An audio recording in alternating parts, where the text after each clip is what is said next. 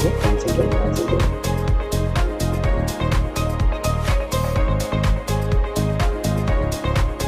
Okay. Or should I speak louder?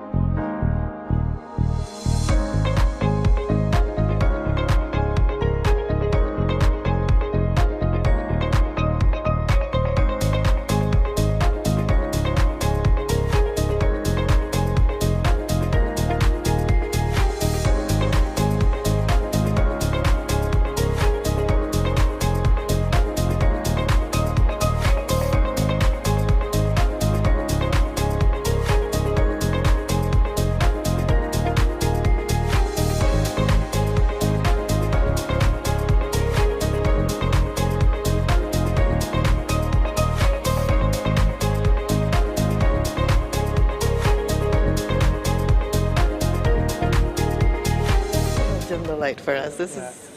We just can't see who we're speaking to. No. You know what? I'm just going to leave it on the chair beside me.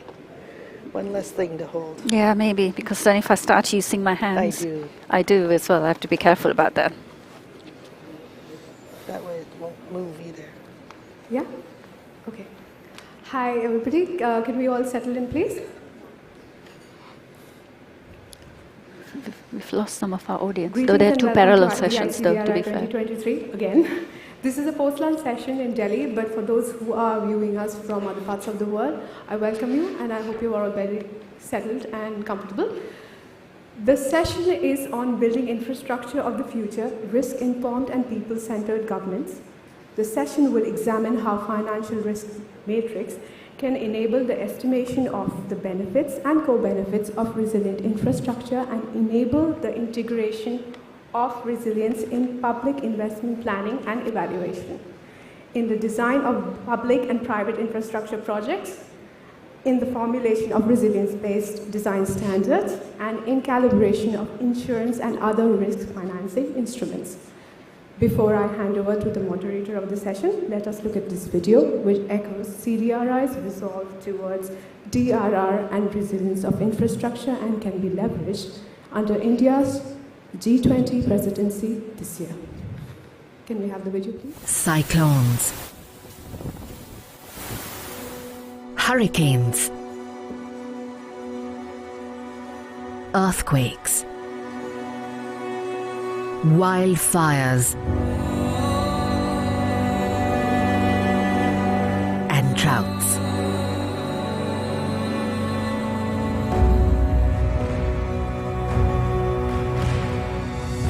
The world saw it all in the last decade. Communities were disrupted, populations displaced, and infrastructure damaged. There seems to be no respite in the near future. The UN warns that there will be at least 560 climate-related disasters every year till 2030. Over the past 8 years, the world has recorded some of the hottest temperatures. The globe is already 1.1 degrees warmer. And it is unlikely that we will meet the 1.5 degree target.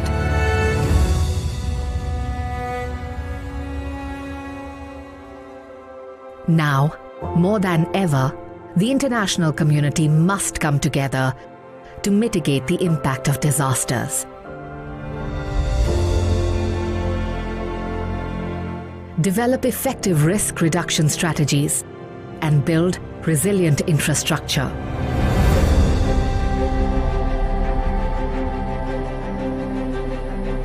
The world needs massive investments between now and 2050 to close the infrastructure gap.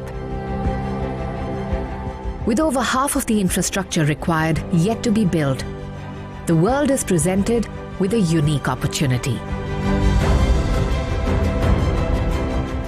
Building resilient infrastructure requires strong global collaboration and a diverse set of integrated strategies. India has repeatedly emphasized the importance of developing resilient infrastructure that can withstand disasters. The Honorable Prime Minister of India, in his 10-point agenda on DRR, urged to wholeheartedly embrace the spirit of the Sendai framework. For the rapid development of resilient infrastructure, it has become increasingly important for countries to measure risk and reduce infrastructure losses. It is now even more crucial to understand vulnerabilities in infrastructure systems and integrate risk reduction in infrastructure financing. Making physical risk visible as a public good will enable the generation of knowledge of hazard risk assessments, disaster-resilient technologies, and innovative financing to address those risks. Under India's presidency, the G20 countries have prioritized DRR. The key objective is to find agreement towards making infrastructure systems disaster and climate resilient.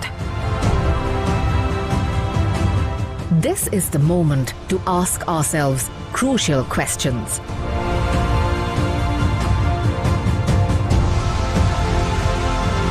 Let's delve deeper to understand how we can collectively work towards making infrastructure systems disaster and climate resilient.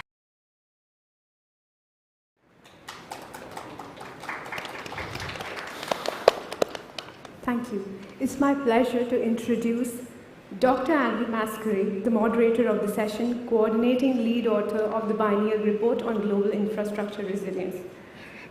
Andrew is a professional urban planner living in Costa Rica. He has worked as an advisor to the Council of Ministers, Government of Peru, Global Center for Disaster Statistics Japan, the Economic and Social Commission of Asia Pacific, Islamic Development Bank, GIZ, the Asian Development Bank, the World Bank, among others.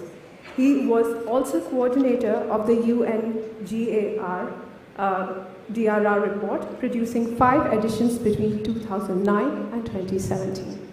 Andrew. Thank you very much, and welcome everyone to this session. There's a saying that you can't manage what you can't measure, and this is really what this session's about.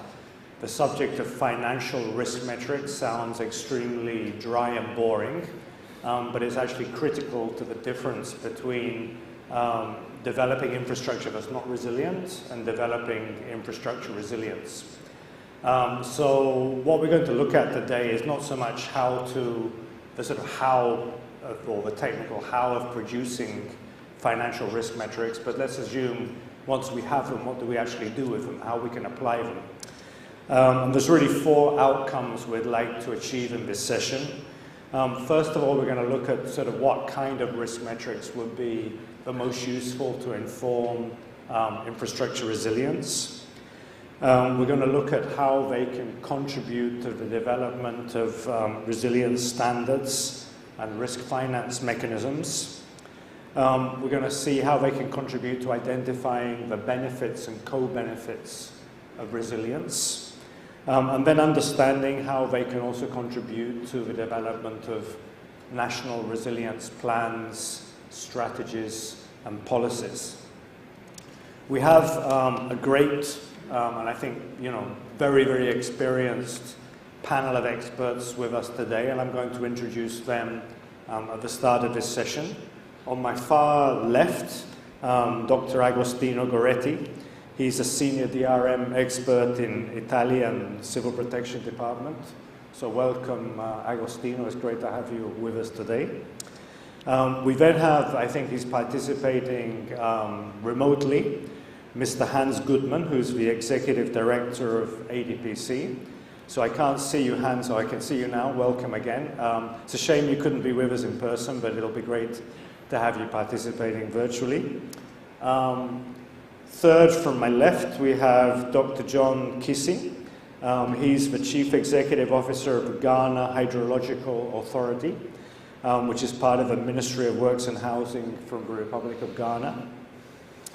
Second to my left, we have Lo Chiang Cheng. She's the Director General of Environment and Infrastructure Policy in Infrastructure Canada. Again, someone with an enormous experience in this area. And to my immediate left, we have Professor Priti Parikh, who's a professor in infrastructure engineering and international development at the Bartlett School of Sustainable Construction in UCL, London. And then we're going to start off with a presentation as well from Dr. Gabriel Bernal. He's the Chief Scientific Officer in Kenyara Risk Intelligence. Now, Gabriel's based in Bogota, so I guess for him right now it's about 2:30 in the morning. So rather than insisting that he wakes up in the middle of the night and addresses us in his pajamas, we asked him to prepare a video presentation. So we're actually going to start off with a video presentation from Gabriel, and then we're going to have interventions from each one of the panelists in turn. So I'd ask those who are in control of the session to please start off with Gabriel's presentation. Thank you very much. Hello everyone, my name is Gabriel Bernal. I am Chief Scientific Officer at Ingeniar Risk Intelligence and the Technical Coordinator for the development of the GIRI model and index for CDRI and UNDP. I'm very happy to share with you what I think nowadays is the most complex and ambitious disaster risk modeling in the world. As presented in the title of this presentation, GIRI is both a catastrophe risk model for the infrastructure of the world and a resilience index. Furthermore, GIRI is the only index to implement a holistic approach to infrastructure disaster resilience, making it versatile and powerful in the communication of current states of risk and resilience and the required actions to improve resilience and reduce risk. Infrastructure systems are the backbone of modern societies. A system can be understood as the set of physical structures, facilities, networks, and other assets which provide services that are essential to the social and economic functioning of a community or society. Interdependencies between the assets that make up an infrastructure system mean that infrastructure must be considered as a system of systems. Here we are interested in assessing disaster resilience of infrastructure systems. Resilience in this context can be assessed through attribute-based methods or performance-based methods. In a nutshell, attribute-based methods generally seek to answer the question, what makes my system more or less resilient? Thus, these methods typically include system properties that are accepted as being beneficial for resilience. For example, attributes like robustness, resourcefulness, adaptivity, recoverability, among others, are considered to be related to resilience. The application of this type of methods typically requires a definition of a system of indicators that reflect the attributes and the extent they are present in an infrastructure system or system of systems. Performance-based methods estimate resilience based on a performance curve, which underpins the ability of a system and its components to persist in the face of, adapt to, transform, or recover from the effects of a hazardous event in a timely and efficient manner. In the pre-event state, the system functions as expected, having a predefined performance level that responds to demand and offer conditions. Once the disturbance occurs, like this earthquake for example, the performance drops abruptly to a remnant amount that depends mainly in the system's capacity to absorb, to withstand damage. Physical vulnerability strongly modulates this capacity. After the event, the degraded system needs intervention to be able to perform at least as in the pre-event state. The effective recovery of the system usually takes some time to begin, depending on the capacity to respond, which is strongly related to operational issues. Preparedness usually plays a key role in the response time. Then, the recovery of performance begins as fast as the system's capacity to restore the lost or damaged elements, facilities, or networks.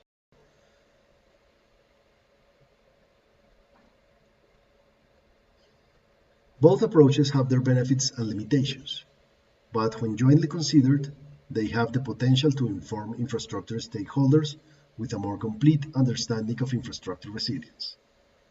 The Global Disaster Resilience Index, or GIRI, is designed as a combined approach to assess infrastructure disaster resilience.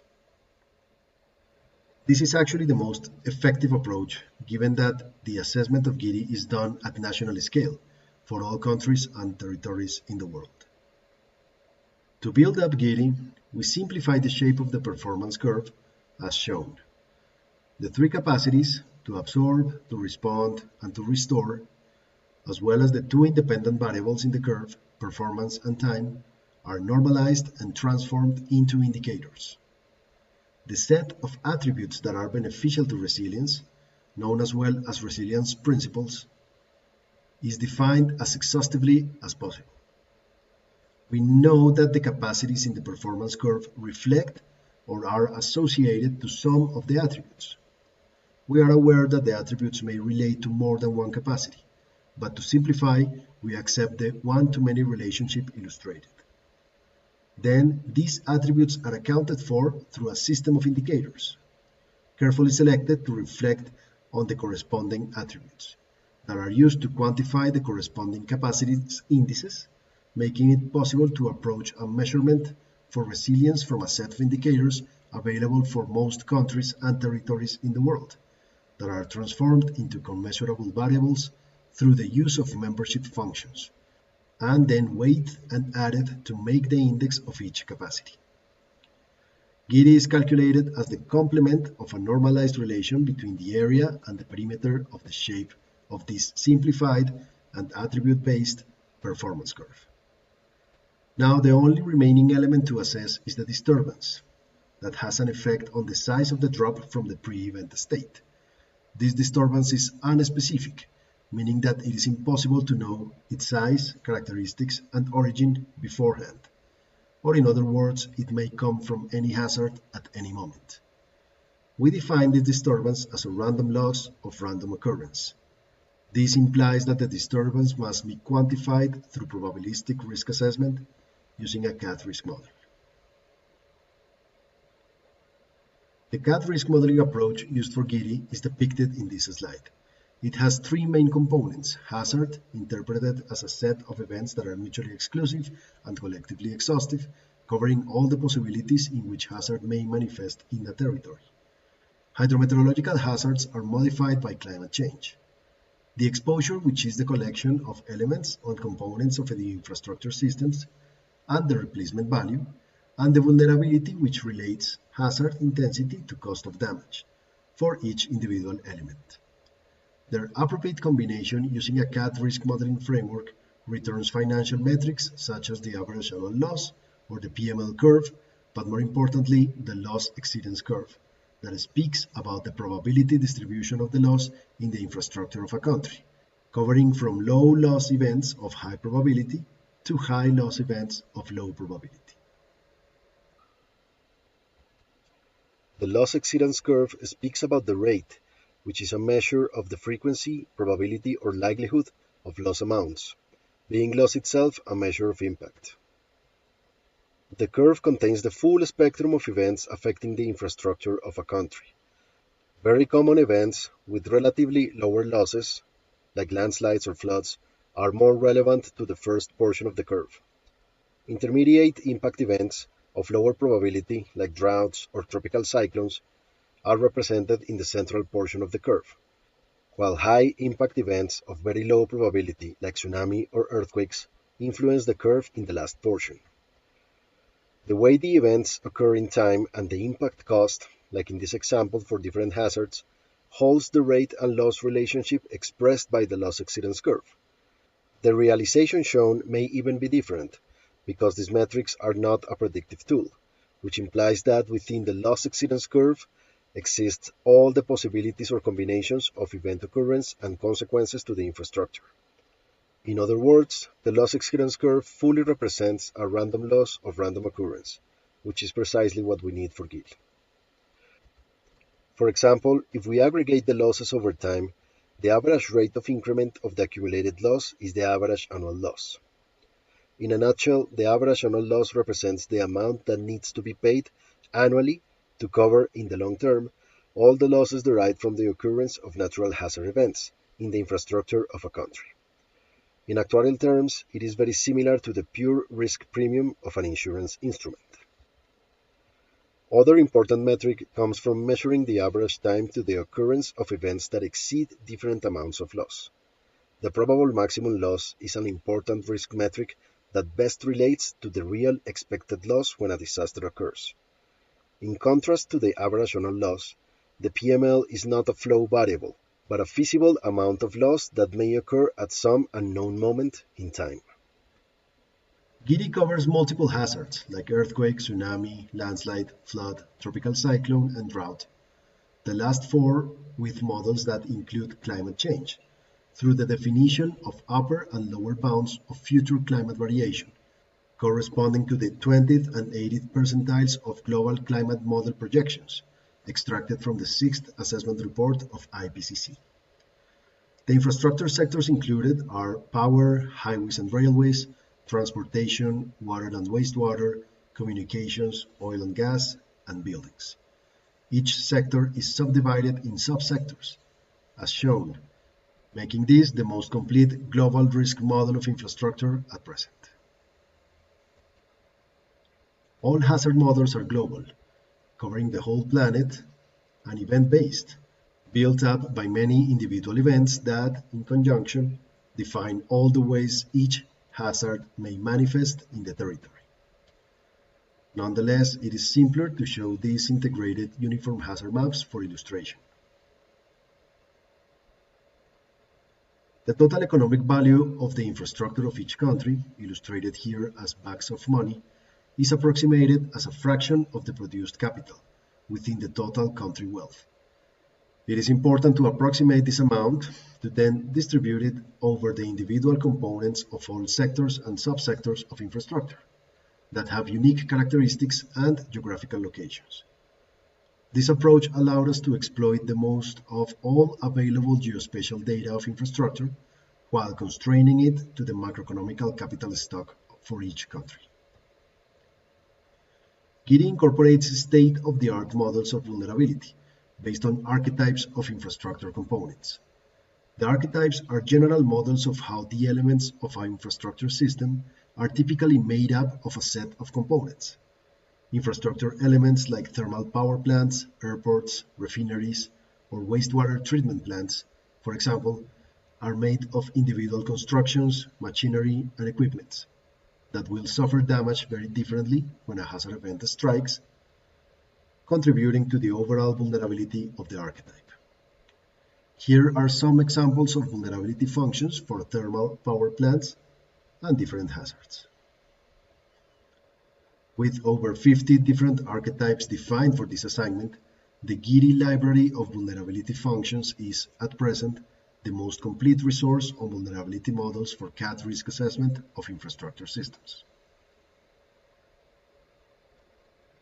All risk models are created using Capra Robot, which is Ingenier's disaster risk assessment engine and probably the most complete CAD risk modeling suite available nowadays, in terms of its coverage of perils and exposure sectors. As you probably imagine, the amount of results and metrics is huge. We are covering 8 sectors, subdivided in a total of 25 subsectors, and 7 hazards, some of which have variations due to climate change. The overall matrix of possibilities is very large. However, not all cells in this matrix are included in the model. For earthquakes and tsunami, as well as tropical cyclones and flood, including the effect of climate change, all the combinations are covered as shown by the green squares in each cell. For landslides, both earthquake and rain triggered, the assessment is only performed on the roads and railway tracks of the world, where it makes more sense. The match between landslides and other infrastructure sectors is not as well represented in this model due to scale constraints. Finally, hydrological drought is included to quantify losses in hydropower generation and depletion of water for human consumption. Both effects don't affect physically the elements of infrastructure, but modify the offer and demand balance for those subsectors. The nature of the loss is quite different in this case, so a special treatment is given for droughts, making it different to the rest of the model, as illustrated by the different color of the squares. Inside each cell, we will find a full set of risk and resilience metrics, including the loss exceedance curve, the PML curve, the average annual loss, and the GIRI, with the disaggregation of all the indicators that make up the resilience capacities. Each cell is a vast source of information on disaster risk and resilience for a sector and hazard combination. Additions among cells are possible and allow the totalization of metrics, for example, by hazard, by subsector, by sector, or for the whole country. What is illustrated here is the set of results for one country, meaning that similar results are calculated for all countries in the world. At present, there is no other catastrophe risk modeling effort as prolific, versatile, and robust as the model for GIRI. With such an amount of fit-for-purpose metrics, the full spectrum of applications of GIRI is still being discovered. For example, some uses of these results include a risk profile by country, very helpful for governments to understand their fiscal risk for all infrastructure sectors and to be able to inform and develop national resilience policies or strategies. The average annual loss, for example, understood as an economic flow, provides very relevant information on the year-by-year balance between the government budget and the need for investments in risk management and climate change adaptation. On the other hand, the PML curve allows for the quantification of reserves and protection requirements, as well as more realistic view on the macroeconomic shock that hazard events may represent for the country. GIRI, as mentioned, provides a holistic view for the risk profile, transcending the actuarial and financial metrics into a metric of resilience and its individual capacities. Useful for governments to diversify investment in risk management and climate change adaptation, referring to construction, operation, maintenance and repair among gray, green and blue infrastructure, but also investments on the social, environmental and economical transformations required to increase resilience. The GIRI risk model is versatile enough to allow for the verification of the pertinence and effectiveness of risk management and climate change adaptation actions and plans. Using risk control engineering, it is possible to fine-tune a collection of risk management and climate change adaptation actions to achieve a target resilience level. Actions like design, construction, and land use standards, response, recovery, and adaptation protocols, financial risk transfer schemes like insurance, cat bonds, issue of contingent debt, among others, or interventions oriented by resilience attributes and principles. With such tools, governments can have an evidence base for the development of resilience standards in each sector. This is, in other words, to evaluate the effectiveness of disaster risk reduction measures to make decisions about the optimal level of resilience. GIRI is a cross-cutting metric and approach that provides robust results and metrics useful to inform, design, and monitor public policy in all aspects of development.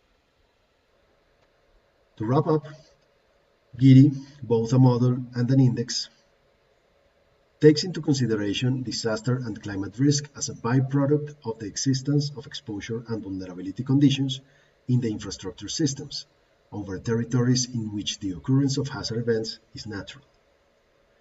Climate change is explicitly incorporated in GIRI, modifying the conditions of occurrence of natural hazards and the risk landscape, but in a way that is deeply uncertain. This justifies the use of probabilistic approaches to account for risk and resilience.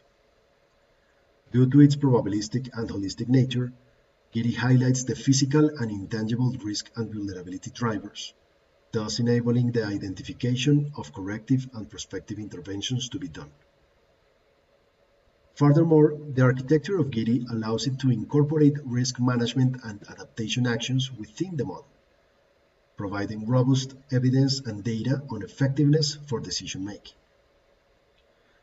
And this is the same architecture that allows GIRI to evolve and expand.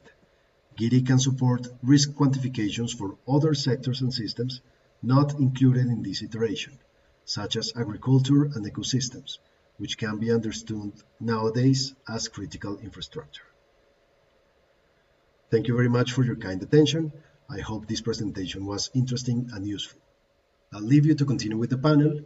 It was a pleasure to speak with you today, and I hope we see each other very soon. Bye. Okay. In the best of all possible worlds, Gabriel would have been with us today, to speak to us in person and also to answer questions, but that's not been possible. But I hope that presentation sort of gave a good idea of this product, GIRI, which I think is one of the core products or new products of CDRI, which Amit Proti referred to in his presentations in the morning. So I'm now going to call on each of the panelists in turn Each panelist is going to have around 6 minutes. The idea is that the panelists will firstly just give their own reflections or their own comments on what they've heard from Gabrielle. And then I'm also going to invite each panelist to discuss a particular aspect of the problem and the challenges we're discussing in this section. So I'm going to start off with Professor Priti Parikh. So first of all, as I said, a comment on the GIRI risk model. But then I'm going to also then ask you to reflect on what is the most useful way of making a business case for infrastructure investments at the planning and design stage. So Priti, you've got 6 minutes to come over to us. Thank you.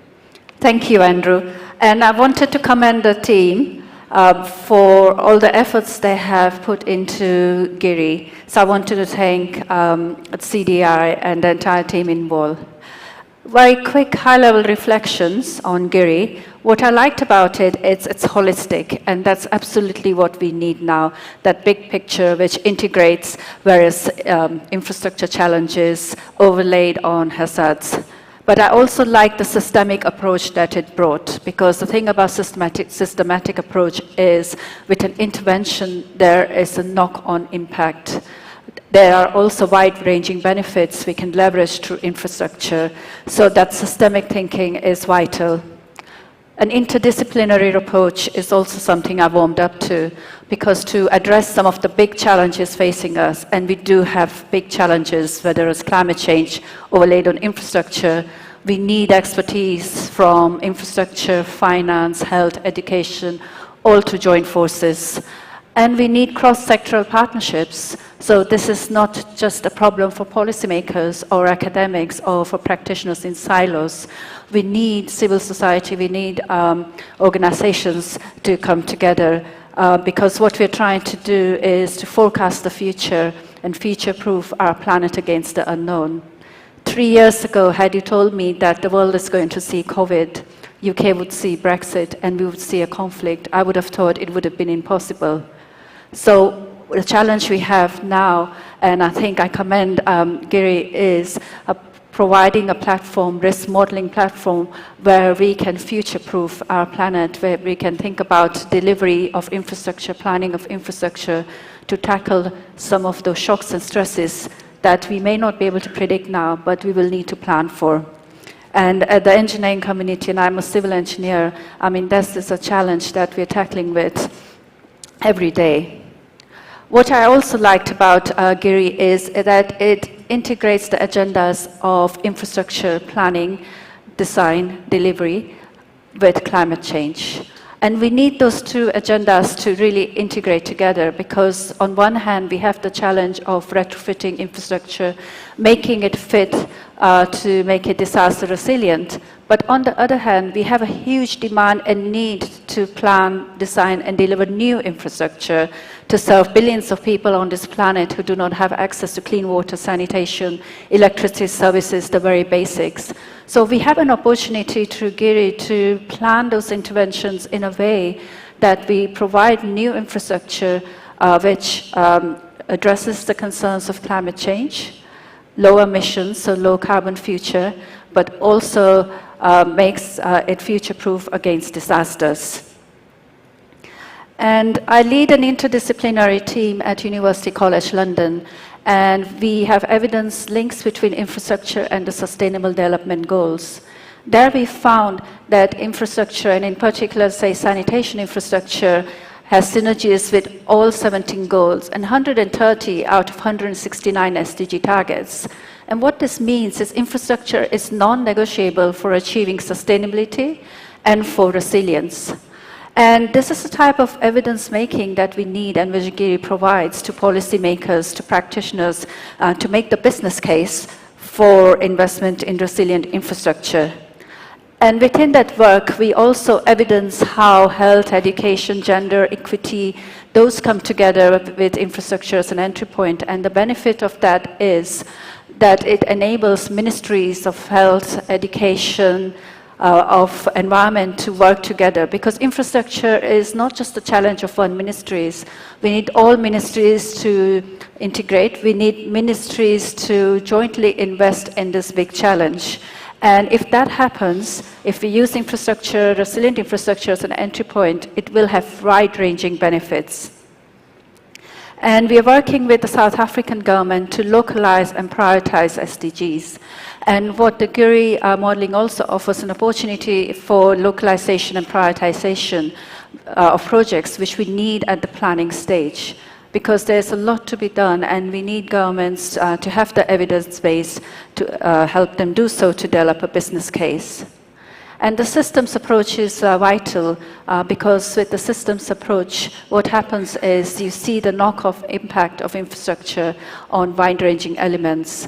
I'm working on a project in Indonesian schools post-disaster, looking at WASH as an entry point, and we're finding that WASH there actually enables girls to get back to school. So the impact on education, gender, and equity is direct and tangible. In Kenya, and Regina, who's in the Pechakucha session, the parallel session, is talking about an inclusive, integrated infrastructure framework. And there she eloquently makes a case for the need of community engagement and participation in making this business case for infrastructure. And the last example I wanted to draw on quickly, because I know I'm getting close to my 6 minutes, is a project that I've worked on in India called slum networking. And within that, we harness what we call the multiplier effect of bringing in infrastructure. We found that infrastructure investment in slums generated 20 times that resource through community interventions and investment, through public-private partnerships where communities invested a proportion of cost of infrastructure. And what that meant that communities were at the center stage. They were not beneficiaries, but they were partners for resilient infrastructure. So I wanted to conclude by once again commending the GURI team and by saying that we need those partnerships, a holistic approach, and we need communities to be at the center stage to develop the business case for resilient infrastructure. Thank you so much, Priti. That's some really great reflections, I think, on this for everyone to take into account. So I'm going to thank Priti, and I'm now going to invite Lo to come in from Infrastructure Canada. So again, Lo, it'd be wonderful to hear your reflections on GURI, but then to also talk to us about how can the adoption of national resilient infrastructure policies, plans, and strategies send positive market signals and reduce risk perceptions. So that's quite a mouthful. Off you go. It is. Thank you. So I also want to first start off with the thank you for the development of GURI. It is indeed an ambitious undertaking, and the model and the index is very robust and comprehensive. And the fact that it is consistent for all countries is very useful. I congratulate the development team, CDRI, and UNDP for having to take up that task. It is important that the model accounts and takes into account the climate change, the severity and frequency of the hazards. It is going to be necessary for that planning for the future infrastructure. We know we cannot plan based on current and historical information. Canada, too, is looking at infrastructure as a system of systems. And recent events clearly demonstrates the interdependencies that are across systems, sectors, and jurisdictions. No one can do this alone. I think we're hearing that message very, very clearly. And no one can do this asset by asset. The model is comprehensive, as I said, in terms of its infrastructure types, and especially I was impressed with the 50 archetypes of infrastructure elements.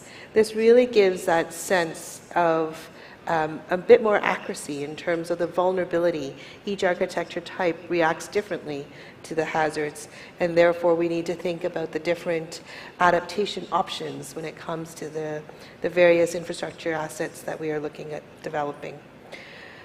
We also appreciate the expandability and versatility of the model and the resilience indexes. It'd be interesting to see if other hazards such as wildfires, permafrost, extreme heat, and other extreme events could be added to that could affect the national scale outcomes of the risk index of GURI. And lastly, unlike counting greenhouse gas emissions to demonstrate and measure our progress on mitigation, resiliency is an issue in terms of defining the measure. How do we measure the progress on resiliency? It is more difficult. And so perhaps we can take a look at those indices that are in this model to see if that can be employed for looking at the performance and the outcome to measure back. Your question on how do the policies, plans, and strategies send positive market signals and reduce risk perception. Stability, transparency, and policy coherence is what we're looking for. That is the three conditions that will send positive market signals to infrastructure developers and investors to feel comfortable and get involved. So policy coherence demonstrates an integrated approach across sectors, across levels of government. It gives you comfort, the investors comfort, that it's been thought through and the priorities are aligned. Misalignment of priorities across government really does impede progress. Strategies and plans, and especially those that have been co-developed, we heard a lot about that this morning, and the need for involvement. And look at the long term, policies that look at the long term, and then the plans that put these policies into action really stabilizes and makes it specific. And you can picture how that could be done. Transparency approach to policy formulation and implementation, it reduces risk and uncertainty and creates that environment for stability that investors are looking for. As we talked about earlier, governments can take a key role in developing those policies, also in terms of regulating practices and establishing standards. Incentivizing and creating public-partner partnerships, I think, is a key piece as well. For example, in Canada, we have the Canadian Infrastructure Bank that looks at those unlocking private capital for public good. And then, of course, our own practices and being able to collect data to assess the outcomes of our policies and programs. Across Canada, in some of our largest pension funds invest significantly in infrastructure. We need to look at how we can continue that and also look at the growing trend of impact investments, ESG investment, to achieve not only the financial returns, but the social and environmental results. I'd like to just highlight a few pieces that Canada is doing to advance and create this market condition for resilience infrastructure, making the case. First is the fact that we have released our National Adaptation Policy back in November of 2022.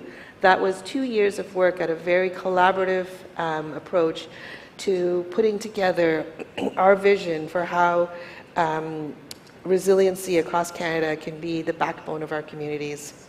It recognizes the need for the whole of society to take action and encourages systems-based approaches. Our transformative goal in that National Adaptation Strategy is that by 2050, all infrastructure systems in Canada are climate resilient and undergo continuous adaptation to adjust for future impacts and to deliver reliable, equitable, and sustainable services to all of society. Sounds very ambitious, just like the CDR goals, so very glad to be working together on that. I talked that the key is engagement with stakeholders and for them to take ownership. The other piece I wanted to highlight was resilience requirements. In the same strategy, we have talked about committing to resilience objectives. And some of this is around risk assessments, so that helps for this. The second piece is around standards and code, and the third piece is around encouraging nature-based solutions. And in addition to the resilience requirements, we are developing a climate toolkits and would like to make sure that we're sharing that with the CDRI and other colleagues in member states. So that's where I'd like to finish off. Thank you. Thank you so much, Lo. A great perspective from Canada. And also thanks to both Lo and Priti up to now for keeping pretty much to the time. So we're doing okay. We're doing fine. We can keep the session nice and chilled and relaxed. So we're going to zip now from the northern hemisphere, from the cold of Canada, down to the warmth of West Africa to John Kisi. So John, again, some reflections, please, on what you saw from Gabrielle's presentation. But I'd also like you to reflect on what role the financial risk metrics play in the development of resilience-based design standards. So what sort of design standards should come out of this? And also what kind of risk finance mechanisms can we think of and how can they be leveraged? So over to you, John, from an African perspective.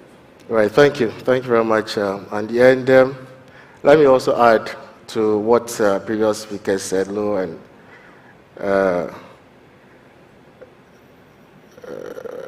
forgot their name so soon. But let me add to what they just said, to commend the CDRI for this great work. You know, the GIRI is a game changer, I would say. And before we came to the stage, we were joking that they might end up saying what I have to say. And that's exactly what has happened.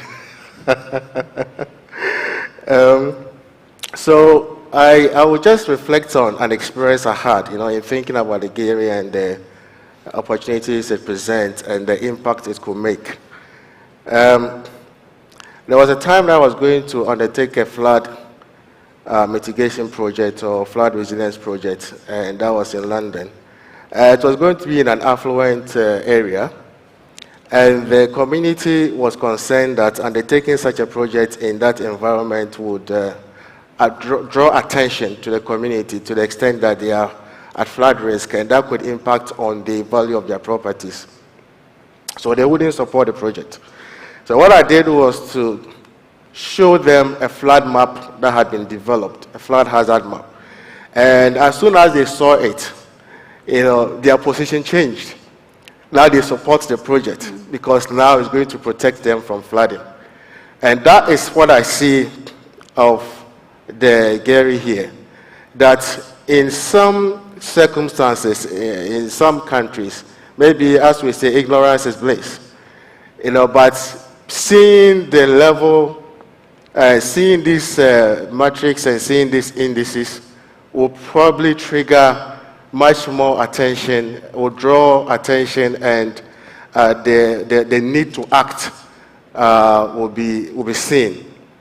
So that is what I, you know, see of this.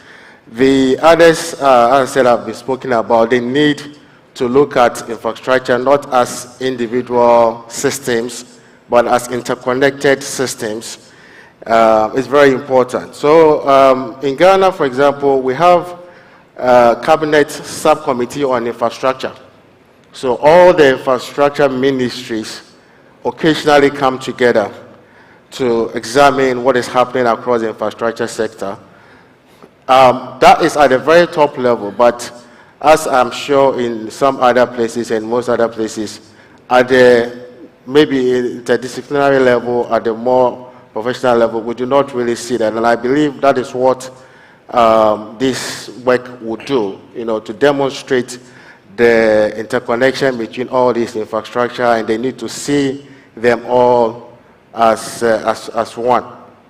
And they need to, in the course of work, you know, treat them as such and not continue to work in silos. And that draws my attention to, you know, the review work that's been done in connection with the standard framework. You know, the midterm review report is out, and it demonstrates, or it talks about the fact that professionals in the infrastructure space still continue to work in silos. You know, and I hope that when this work from GIRI is out there, it's going to draw attention to that, and we'll continue to work more together and work across disciplines to ensure that, you know, infrastructure that is developed is actually resilient. The other thing that comes to mind is also the fact that, you know, sometimes we think investing in resilience is expensive. You know, but as they always say, that if you think education is expensive, try ignorance.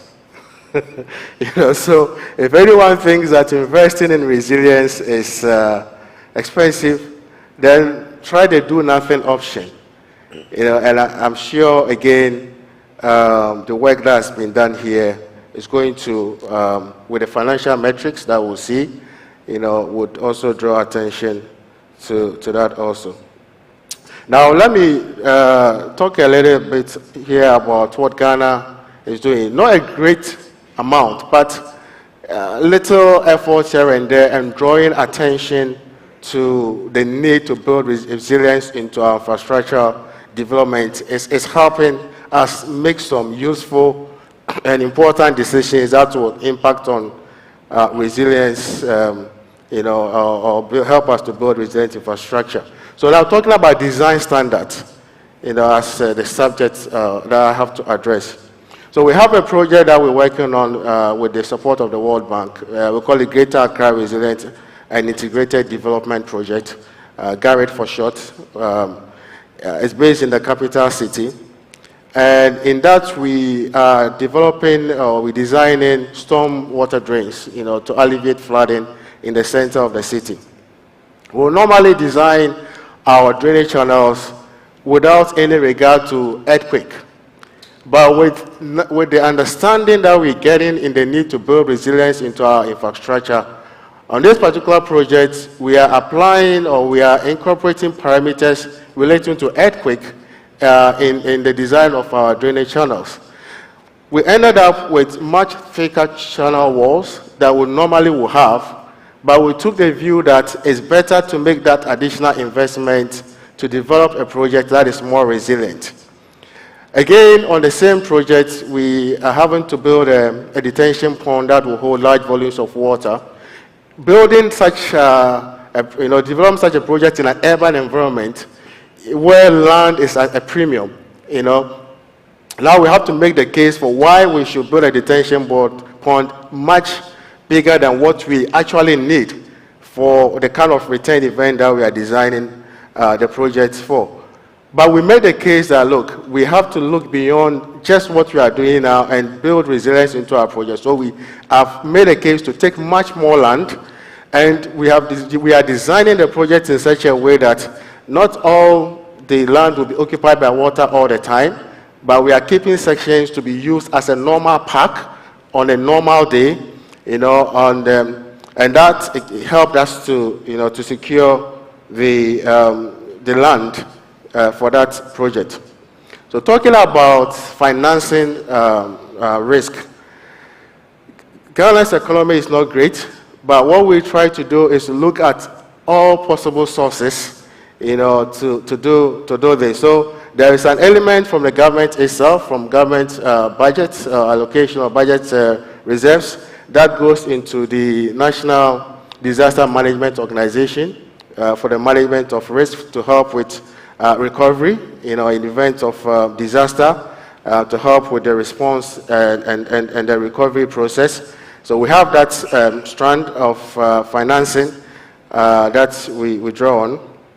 Then in our collaboration with our development partners, mostly what we're doing now is to look outside, because of the situation. So with our GARET project that I mentioned with the World Bank, we have a contingency budget specifically for emergency response and recovery within that IDA funding with the World Bank. And then we also work on coastal resilience. And how do we finance this? We have various elements. We have the West Africa Coastal Area Resilience Project, again with the World Bank. And we have additional sources. So we have the Blue Deal, which we're working with the Dutch government on. But let me jump and conclude on what we also have as a parametric insurance program that we are developing to, again, manage the risk, and which is also being done with the support of the German government and other private sector organizations, other insurance companies operating in the country. And here we are specifically working on parametric because it's quicker, it helps people to be compensated much quickly, it helps people to bounce back quicker and better. And so these are some of the ways that in Ghana we are managing, or we manage the kind of mechanisms that we are applying to manage the financial risk associated with these issues. Thank you very much. Thank you so much, John, to get a good perspective of what's going on in Ghana and in the West African context. So we're now going to leap over to Thailand, to Hans Gutman from ADPC, who will be joining us online. So Hans, again, some reflections on GIRI, and then I'd like you to also talk to us about how can risk metrics help us to identify the benefits and the co-benefits of investing in resilient infrastructure, and also encourage greater investment in the same. So over to you, Hans. Well, thank you very much, and my apologies for not being there in person, but I hope to be maybe with some of you in the near future. Of course, following on when it comes to reflection on the presentation, having pretty outlined many of the key elements already, and Joe and John having added also, I think I have a slightly complementary take. I mean, infrastructure is a driver of social development and economic prosperity, and if it's well implemented, we know it's a solid basis for strong and sustainable and balanced growth. But across the world, we are still facing gap in financing for investment in new and existing infrastructure. And this can generate serious bottlenecks as we move forward. ADB has estimated that the developing countries in Asia region need to invest around $1.7 or almost $2 trillion per year to respond to climate change and maintain their growth momentum. And South Asia alone, about a quarter. I mean, I can go on with these statistics, but it's clear that infrastructure investment is a critical component of future well-being for all. And we need to ensure that it is resilient, and the investment is huge, as is the toll from disasters.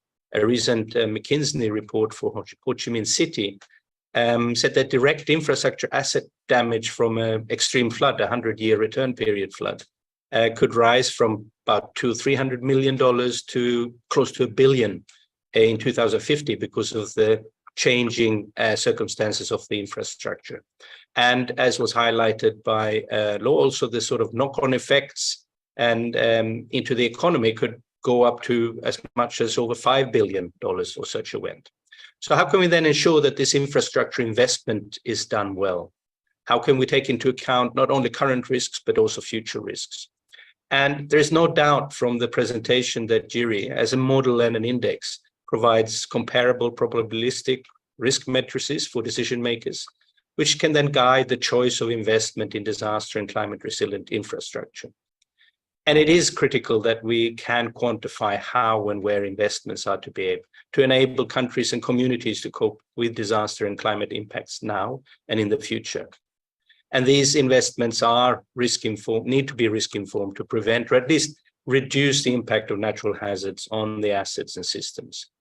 So I just want to highlight 2 points that risk-informed infrastructure planning really needs to be looked at from, because it's a long lifetime of the infrastructure that matters. Investments today will operate under a different climate than today. When assets damage or failure or effect of the operating costs due to extreme weather events must be mitigated. And also infrastructure decisions often lock in development patterns for decades. For example, if we are putting the wrong infrastructure in place, it may be difficult or costly to drastically change it.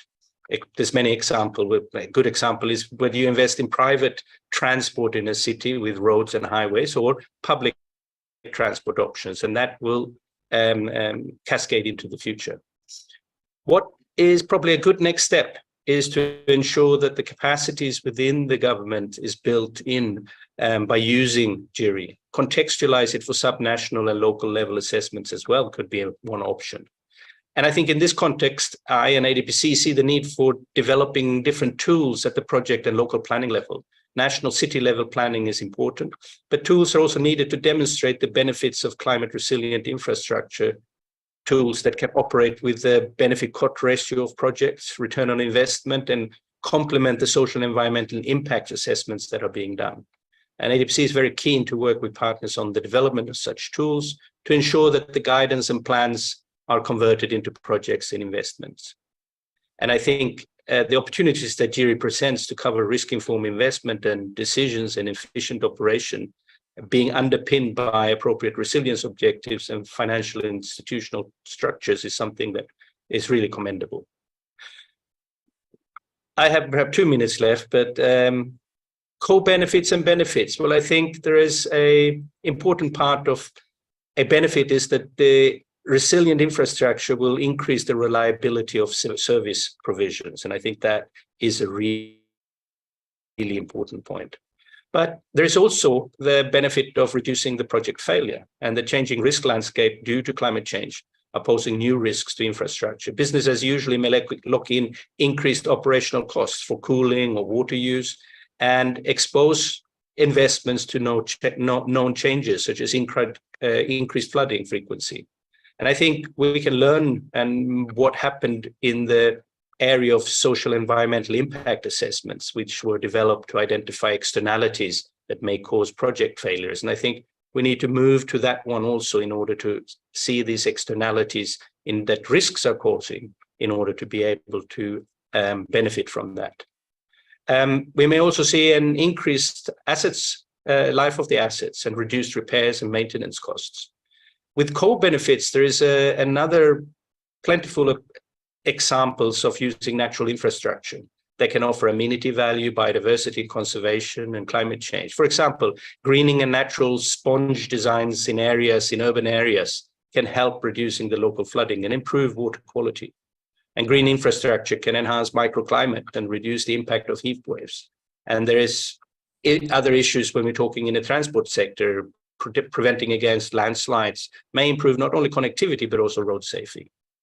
And we can also see increased efficiency in service provisions. I'm running out of time here, but I think we have a number of particular examples. And when the breakdown of infrastructure occurs because of lack of this risk, it's devastating. It can be devastating on public functioning safety. And I think a recent tragic example is the earthquake in Turkey and a seismic event.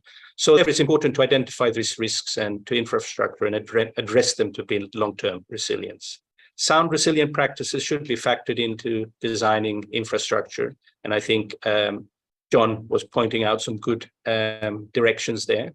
And as I mentioned, wrapping up ADPC, we are very keen to find partners to address the gaps of tools that can be used to guide the investment at the project and community level to be able to help the implementation of the framework that GIRI provides. Thank you very much. Okay, thank you so much, John. Hans, sorry, thank you so much, Hans. And we'll look forward to having you here in person at another time. But now we're going to go on to the last panelist. So I'm going to go over to Agostino Goretti from Italy. Agostino has a big advantage to the other panelists because he was actually in a 2-day workshop on GIRI which we held in Italy 6 months ago in the middle of the development of a model. So he probably has an inside view on the model. But Agostino, your reflections, and then I'd like you to tell us a little bit about how can countries increase capacities for developing robust and credible financial risk metrics that inform infrastructure planning, design, standards, and certification. So over to you, Agostino. Thank you, Andrew, and thanks to CDRI for having supported such an important project. Indeed, I was in Savona and the chance to enter into the details of this model. The first impression from that meeting and from this presentation is something very ambitious, but necessary. And it's clear that it's ambitious. We are dealing with all types of infrastructure. We are dealing with all risks. We are dealing for all the country. But it's also necessary because really it highlights a lot of important issues, or it will be able to act as a catalyst for additional action, as it was mentioned already before. Another impression that I had is integrated approach. So it's not just the sum of different, I would say, sectors and risk, or at least when we go to monetary or financial metrics, it is the sum, but we don't have to consider it just an arithmetic sum. We integrate everything in just one framework, which is very important. We always say we have to have an integrated approach. Here we are integrating across all countries of the world, so the space dimension is quite huge. We are integrating across all risk, we are integrating across all sectors. So from this, another impression I had is the amount of knowledge that is needed to create such model, to provide such metrics. And I think that you agree with me that there is a lot behind. Obviously, when we go to the world scale, we lose in resolution. That is something that we have to accept. But this does not mean that is useless. So listening to the presentation, and when I was also listening to the model in Savona, I was thinking, how can we use this global model with poor resolution? And I mean, I realized that there are a lot of possible use of these models, from raising awareness at global level, evaluating global needs at worldwide scales, even maybe disaggregating this index by sectors and risk. It can facilitate aggregating of countries or partnerships in order to address the same issues in common ways. But more than this, I think that it provides an overall framework that could support domestic efforts in, let's say, integrating disaster risk assessment and climate change in infrastructure projects. Because there is an overarching mechanism, and then all the other efforts can develop specific parts and fit into these schemes. So I think that there are a lot of, let's say, valuable use of this model, and it's really worth to work at this level. And this goes with the question on how to increase country capacity on this. It's quite challenging indeed. Because it's not just the question increasing the capacity, but increasing the capacity in order to embed this concept in infrastructure planning, design, operations, maintenance, and so on. So it's not just knowledge for the knowledge, but then to be used.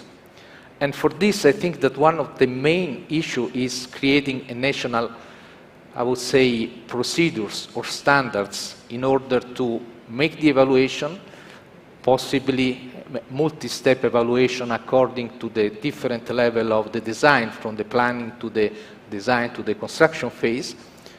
And in order to have some standards at the national level, maybe even simple standards that are already there, it does not need to be very much complicated, so that there is a clear way on how to incorporate in practice. Then once this, I would say, procedural scheme has been defined, obviously there are a lot of things to be strengthened. We need a model, we need data, we need IT platform, and develop all this is a quite consistent task for any country. For the country that does not already has this system, one suggestion could be to use existing tools and data already available. This does not mean that it's easy. Accessibility to these tools and use of other country data is a problem as well, but at least country can start from building from this, maybe addressing one sector, one risk, and then little by little increasing their capacity. And I think that this approach also it's I mean, somehow acceptable for more developed countries, because it cannot be solved everything in one shot. And we learn from implementing these activities in different sectors, so it's always good to have a step-by-step approach. Another important thing to develop capacity is that, since we've seen there is a lot of knowledge, we have to have skills, experts in different disciplines, from the hazard component to the exposure to the involvement of local community, from earthquakes to floods to other type of risks. And it is quite huge effort to train all these experts. And again, if academic and professional training maybe is not available for this, for sure there are international available trainings, some of them even free online, where it is possible to advance in knowledge in all this. And then all these different expertise has somehow to be harmonized, no, in the whole process, and this gives room to increase capacity in the governance and in the coordination of this activity of evaluating the financial metric, which is it's probably more important than just the technical skills. We have seen many technical reports and studies in academia, but they remain maybe just there. So they increase knowledge, that's for sure, they have benefits, but if they're not part of the overall process, then we will not achieve the final goal. And for this governance, we have to establish arrangements, institutional arrangements, data sharing platform, all types of mechanisms that facilitate all this. With this, I think that, I provide an overview of possible activity that the country can do to increase this, its capacity on embedding climate and disaster risk assessment, and especially financial metrics, in the planning, design, and maintenance operation of infrastructure. Thank you. Okay, thank you so much, Agostino. Now, according to the schedule, we were due to have a Q&A session, but despite my best efforts in time management, we've actually got 5 minutes and 28 seconds left. So I think rather than just having to choose one question, I think we'll leave the Q&A for another time, but I would encourage people that do have questions to take advantage of the rest of it today and tomorrow, in fact, to discuss with each of the panelists on their perspectives. Unfortunately, we'll not be able to discuss with Gabriel because he's not here. I've been asked to then sum this up. I think it's, again, how do I sum up the discussion so rich? But I'd just like to, raise 2 points. I think, obviously, advanced economies, emerging economies, low-income developing countries, each have got their own problems. But I certainly think in terms of the low-income countries, the bar is still extremely low. The bar is low. We have a long way to go. We can't even discuss resilient infrastructure in contexts where there is no infrastructure. And a lot of our communities still don't have infrastructure. So that's the first point I'd just like to make.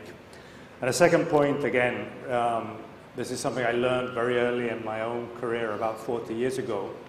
I was working with an economist looking at public investment projects in Peru, in infrastructure mainly. The guy was called Máximo Vega Centeno, a very well-known economist at the time. And he said to me, he came up to me one day, he said, Andrew, you know what? He said, we don't actually do development projects in Peru. All we do is repair and reconstruction projects. So a lot of what appeared to be capital investment budgets in the public sector are often repairing and rehabilitating and reconstructing damaged and destroyed infrastructure. And really that's, I think, the challenge we need to sort of get over, how we can make sure those budgets start to be used for new infrastructure that's resilient and not for just sort of repairing and rehabilitating and patching up what we didn't do well in the past. So with that, I'm really just going to thank, again, each of the panelists. Thank Gabriel for his presentation, but also Priti, Lo, John, Agostino, and Hans for your contributions. I think it's been a very, very rich discussion. I'm going to then close the session by announcing the distribution of tree certificates to each of the participants. Don't ask me what the tree certificates mean, because I know as little as everyone else does, but it sounds wonderful. They've been planted on your behalf. So, Thank you very much. Yeah, you please.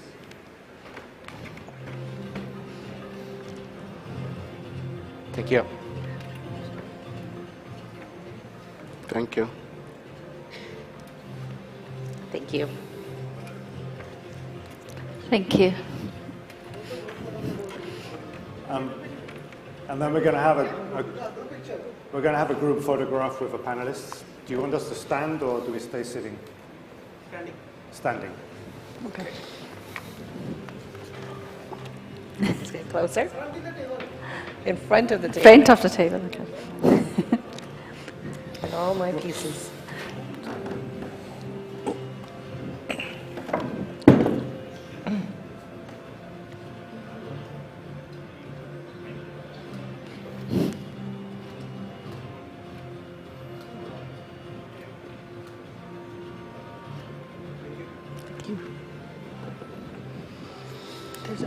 stone on the ground. Done. There's suddenly.